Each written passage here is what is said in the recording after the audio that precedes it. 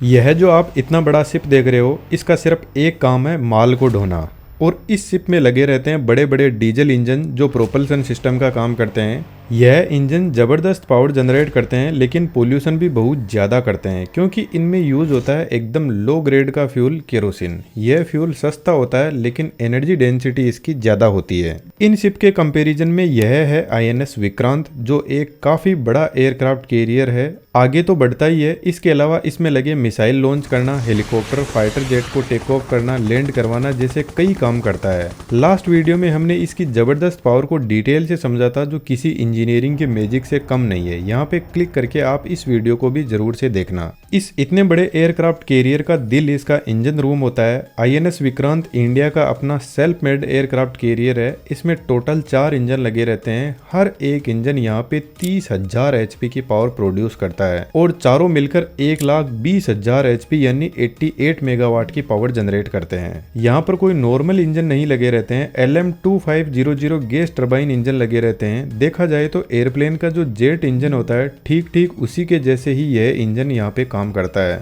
अब Indian army का इस इंजन को सिलेक्ट करने के पीछे एक बड़ा रीजन है। इन टरबाइन इंजन को रेगुलर मेंटेनेंस की जरूरत पड़ती है और जब शिप सर्विस पे जाता है तो इंजन की सर्विस के लिए शिप की ऊपर की डेक को खोलकर इंजन को बाहर निकालना पड़ता है, जो काफी कॉम्प्लेक्स और टाइम टेकिंग प्रोसेस होती है। लेकिन LM2500 गैस टरबाइन इंजन को ऑन साइट पे ही मेंटेन किया जा सकता है। और सबसे अच्छी बात, यहाँ पर 4 इंजन लगे रहते हैं तो किसी एक इंजन पर मेंटेनेंस का काम चलता रहेगा और बाकी के 3 इंजन वर्किंग कंडीशन में रहेंगे।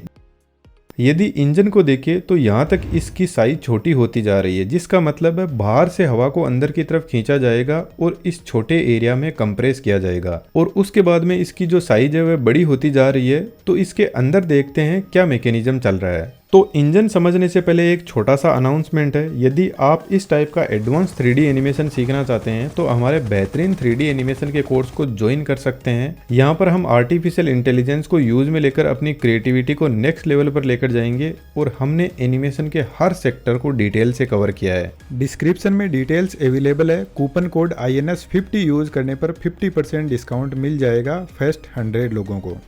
गैस टरबाइन के अंदर बहुत सारे रोटर और स्टेटर ब्लेड लगे रहते हैं। यहाँ पर यह जो रोटर और स्टेटर ब्लेड लगे रहते हैं, यह एक लो प्रेशर कंप्रेसर है जो एयर को कंप्रेस करता है। इस कंप्रेसर के आगे एक और कंप्रेसर का सेट लगा रहता है जो साइज में छोटा होता है, लेकिन इसका नाम हाई प्रेशर कंप्रेसर है। यह हाई स्पीड में रोटेट करता है और एयर का प्रेशर और टेम्परेचर भी ज्यादा इंक्रीज करता है।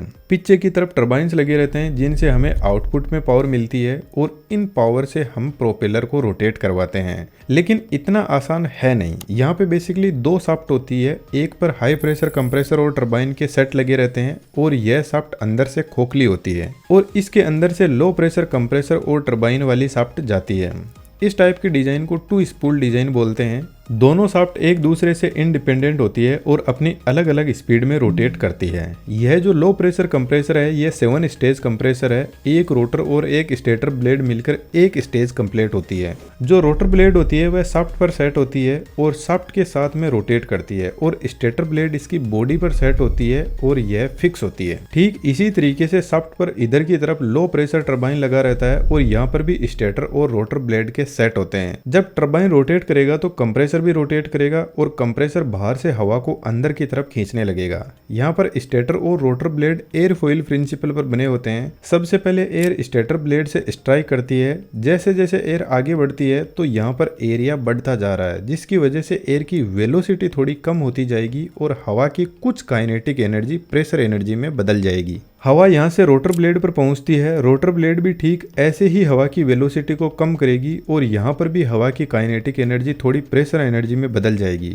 लेकिन रोटर ब्लेड हाई स्पीड में रोटेट करते हैं तो यह प्रेशर तो इंक्रीज करते ही है, साथ में इसकी स्पीड भी इंक्रीज कर देंगे। इस तरीके से कंप्रेसर की हर स्टेज में एयर का प्रेशर और वेलोसिटी बढ़ती जाएगी। लो प्रेशर कंप्रेसर के जो स्टेटर ब्लेड होते हैं उनको एडजस्ट किया जा सकता है। जब ब्लेड एडजस्ट होते हैं तो कंप्रेसर और ज्यादा हवा बाहर से अंदर की तरफ खींचेगा और इंजन अपनी पावर को इन ब्लेड के एडजस्टमेंट के साथ में कम या ज्यादा कर सकता है। लो प्रेशर कंप्रेसर के आगे हाई प्रेशर कंप्रेसर लगा रहता है जो ठीक इसी तरीके से काम करता है, लेकिन यह हाई स्पीड में रोटेट करता है और यह कंप्रेसर भी हवा के प्रेशर और वेलोसिटी को और ज्यादा इंक्रीज कर देगा। अब दोनों कंप्रेसर इस हवा को इतना कंप्रेस करते हैं कि इसका टेम्परेचर भी इंक्रीज कर देते हैं। कंप्रेसर के आगे लगा रहता है कंबसन चेंबर जहां पर फ्यूल जलता है। इस चेंबर के अंदर नोजल लगे रहते हैं जो फ्यूल को इस चेंबर में स्प्रे करने का काम करते हैं और पीछे से आ रही हाई प्रेशर और टेम्परेचर वाली हवा के साथ में यह फ्यूल मिक्स हो जाता है। विक्रांत में हाई क्वालिटी का फ्यूल काम में लिया जाता है जो एविएशन सिस्टम में यूज होता है। यह फ्यूल हाई स्पीड में प्रोपल्सन प्रोवाइड करवाता है और इसकी एनर्जी डेंसिटी भी ज्यादा होती है। अब हवा एक तो पूरी प्रेशर में है, ऊपर से उसका टेम्परेचर बढ़ गया है और साथ में इसमें फ्यूल भी मिक्स कर दिया गया है। अब ऐसी कंडीशन में यदि इस फ्यूल में आग लगाई जाए तो क्या होगा?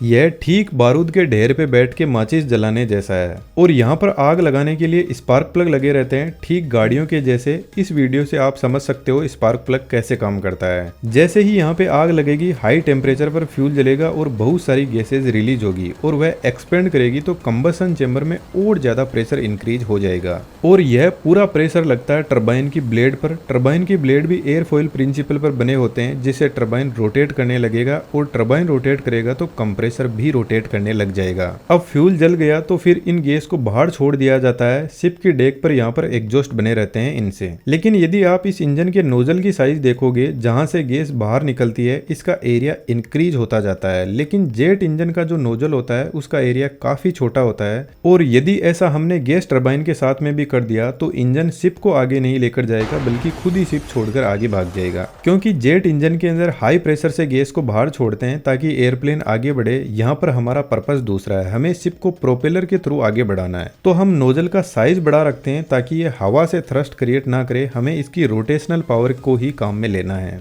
अब यदि आपके दिमाग में यह क्वेश्चन नहीं आया तो आपका दिमाग एकदम सुस्त स्टेज में है, उसको जगाने की जरूरत है कि जब तक कंप्रेसर नहीं चलेगा तब तक हवा अंदर नहीं आएगी, हवा अंदर नहीं आएगी तो फ्यूल नहीं जलेगा, फ्यूल नहीं जलेगा तो टरबाइन नहीं रोटेट करेगा और टरबाइन रोटेट नहीं करेगा तो वही बात कंप्रेसर कैसे चलेंगे। तो इस इंजन को सबसे पहले स्टार्ट करने के लिए बाहर से इसको पावर देनी पड़ती है। जैसे हमारे गाड़ियों में गाड़ी को स्टार्ट करने के लिए स्टेटर मोटर से इंजन को घुमाया जाता है, ठीक वैसे ही यहाँ पर स्टेटर मोटर लगी रहती है। यहाँ पर पास में रखे हुए टैंक में हाई प्रेशर में हवा भरी रहती है और इस हवा को यहाँ से पंप के पास में भेजा जाता है जिससे पंप स्पीड में रोटेट करने लगेगा। पंप से एक शाफ्ट निकलती है और एक गियर मैकेनिज्म के थ्रू इंजन की मेन शाफ्ट को रोटेट करवाया जाता है।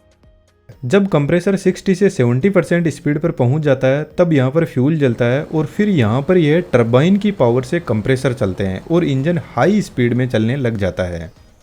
इंजन जब स्टार्ट हो जाता है तो लो प्रेशर टरबाइन की जो शाफ्ट होती है उसको बाहर निकाला जाता है प्रोपेलर को घुमाने के लिए, लेकिन डायरेक्ट हम प्रोपेलर को पावर नहीं दे सकते क्योंकि इंजन बहुत ज्यादा हाई स्पीड में रोटेट कर रहा है। इसकी स्पीड 10,000 आरपीएम तक होती है या इससे भी ज्यादा हो सकती है। तो यहाँ पर एक बड़ा गियर बॉक्स लगाया जाता है और इस गियर बॉक्स में दो इंजन को एक साथ में सेट किया जाता है और एक कॉमन शाफ्ट को बाहर निकाला जाता है जहां पर दो इंजन मिलकर एक प्रोपेलर को घुमाते हैं। इस सिस्टम को कंबाइंड प्रोपल्सन सिस्टम कहते हैं। अब यहाँ पर जो गियर बॉक्स है इससे दो और शाफ्ट बाहर निकलती है जिन पर इलेक्ट्रिक जनरेटर को लगाया जाता है पूरे शिप में इलेक्ट्रिसिटी की सप्लाई के लिए। अब आपको गजब की बात बताता हूँ, विक्रांत का इन 4 इलेक्ट्रिक जनरेटर से काम चलता नहीं है, इसमें 4 और जनरेटर लगे रहते हैं। अब वह कहाँ पर लगे रहते हैं उसके बारे में हमें नहीं पता है और इन 4 का भी हमें एग्जैक्टली नहीं बता सकते कि ये यहीं पर लगे हुए हैं क्योंकि इतनी डिटेल्ड इंफॉर्मेशन शेयर नहीं की जाती है। शिप की जो शाफ्ट होती है ये काफी ज्यादा लंबी होती है, यहाँ पर आप देख सकते हो, और यह शाफ्ट जितनी ज्यादा लंबी होती है उतना ही यह ज्यादा वाइब्रेशन क्रिएट करती है। तो फिर इसको बेरिंग्स का पूरा प्रॉपर सपोर्ट दिया जाता है। शिप के जो प्रोपेलर ब्लेड होते हैं यह फिक्स्ड पिच प्रोपेलर होते हैं, जिसका मतलब है प्रोपेलर अपने ब्लेड के एंगल को एडजस्ट नहीं कर सकते,